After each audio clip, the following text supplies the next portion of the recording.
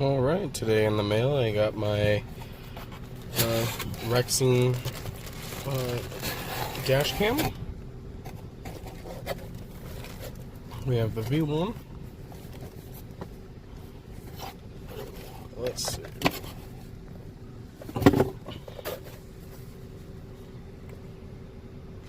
Has a 2.4-inch LCD screen. It's wide angle. It's high definition, 180. Has loop recording, auto on off, discrete design, collision sensing, and timestamp. And now I gotta cut the box open.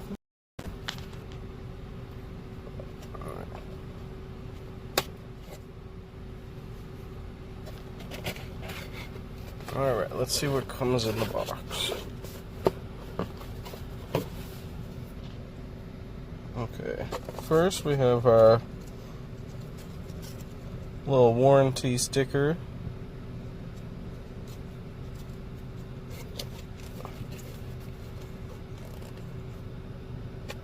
Has all the information you'd need for warranty, reviews, stuff like that.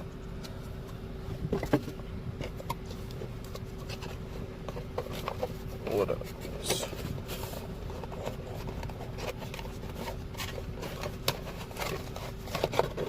Well, we have the camera right here.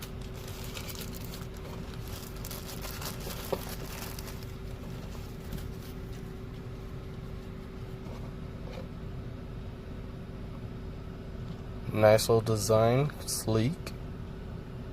We got our power, our SD card slot, the little rotator thing for the camera.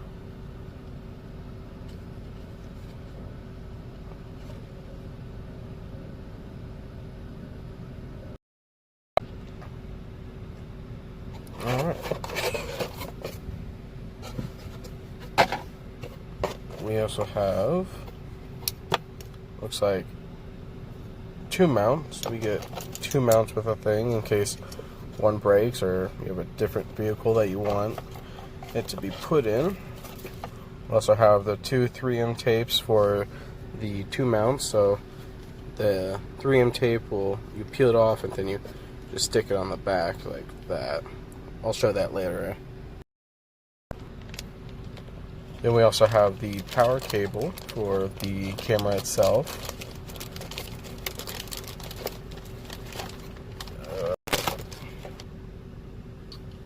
Looks like a really great length. So if you like to wire manage or anything, looks like you'll have plenty of wires to get past.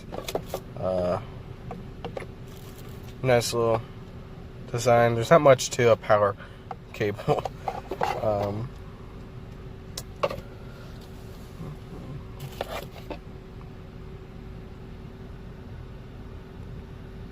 Honestly, I have no idea what this is for. Probably if you have like other 3M tape that you had on for like a different dash cam or something like that, you'd be able to peel it off with this. Nice little thing to include. You also have a USB cable so you can hook up your camera to your computer to download the videos or whatnot through it. You might be able to actually power it through USB, but I'm pretty sure you have to power it through your cigarette lighter. Up you get little wire management things. You have what, 1, 2, 3, 4, 5. Looks like 6. You get 6 in a little package for you, which is all you really need for basic wiring management. And then here we have the user manual, which just gives you all the warnings and the normal stuff that you'd see on a manual. Alright, and here we have the installation guide that comes in the user manual that they give you. And looks like the first thing is to attach the camera to the window mount. And you want to make sure it's not, disrupting your view of the road as a driver And also remember to mount it so that you can take the camera off later if needed. Then you have to insert a memory card. It supports up to 125 gigabytes in size. And you have to use, it's recommended to use class 10 high endurance of at least 8 gigabytes. But I've seen just like your normal micro SD card will work. But this does seem to last a little bit better for a lot of people, especially since I'm in Arizona, so it does get hot, and the cards just seem to last a little longer when it's high endurance. Alright, and then we connect the car charger to the 12 volt DC outlet, so your cigarette lighter. And then you can run it down the side and wire manage it. And you will have to format the memory card to ensure it records properly for the camera. The camera card has its own little software that after formatting it will be able to pick it up.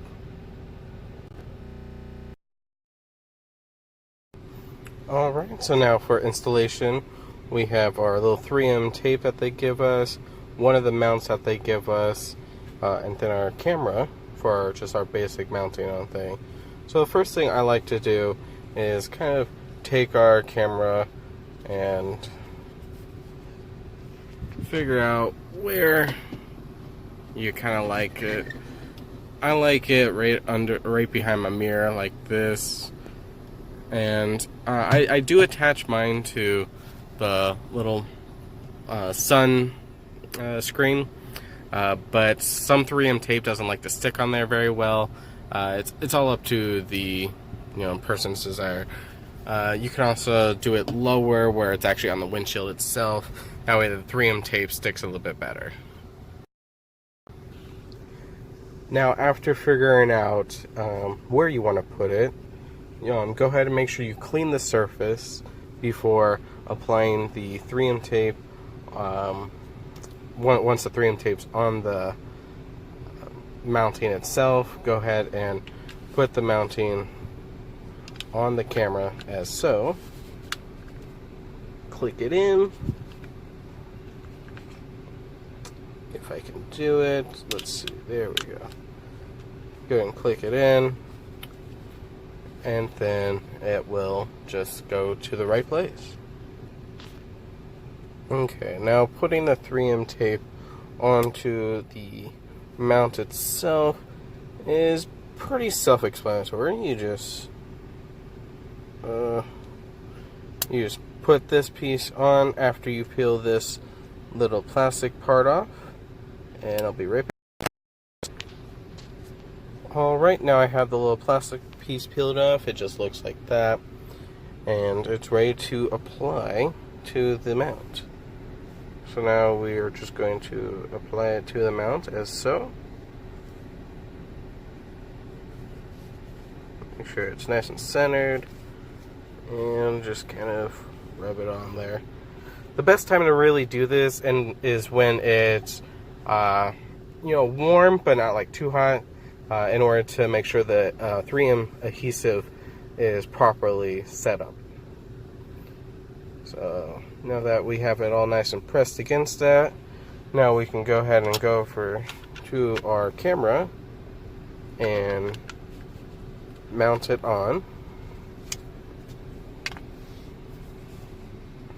And then knowing where our place is that we wanted to put it, figure about there, and that way we can still take off the camera with ease. Alright, I'll be right back once I do that. Alright, now I've done that. It's nice and mounted on there secure. I always find that it works just fine for me. And then I like to make sure that my camera, which is right over here, right there, is underneath that line. That way I get a clear picture still. Alright, and then we'll just hook up the power, which is going to be on this side, right there. So make sure that's still in. Okay, now that you hook up the power, what they do is they have a little bit of a 90-degree angle plug, as you see right there. That way it goes straight up onto your little top of your windshield. That way you can then wire manage it a little bit easier, which I think is really... Alright, and what I did was I went ahead and formatted the micro SD card that I was going to use for this camera, which is a 64 gigabyte micro SD card. So, you know, it has plenty of room for loop recording. And so what you do with that is, if you don't have a computer that will take a micro SD card, which is mainly just like surfaces and stuff like that, you'll get an adapter like this when you buy an SD card, and then you'll input your micro SD card right there in that little slot, and you'll put this into your laptop or desktop if it has a SD card reader. And then what you'll do is you'll go ahead and stick that in, then you'll go to your computer and just format it like you would a USB stick. Alright, now that we've done that, you'll want to make sure that you turn off your device before inputting your SD card in order to prevent corruption and stuff like that. Then you go ahead and just stick that baby in there. Yep. And you'll have to wait for, you'll have to hear that little click sound, and then you can go ahead and turn your camera back on by holding as so. And then it will ask to format your thing. You'll just go, well, let's see if we can move that. It will just go ahead and do down and then hit OK. Now it's going to go ahead and format the SD card so that it gets all the information that it needs. Alright, and now that it's done, your device is ready to start recording. And so what you'll do is you'll just you'll click record, and now it's going to be recording. So anything that happens during the ride or anything, you'll be able to be secure. Alright.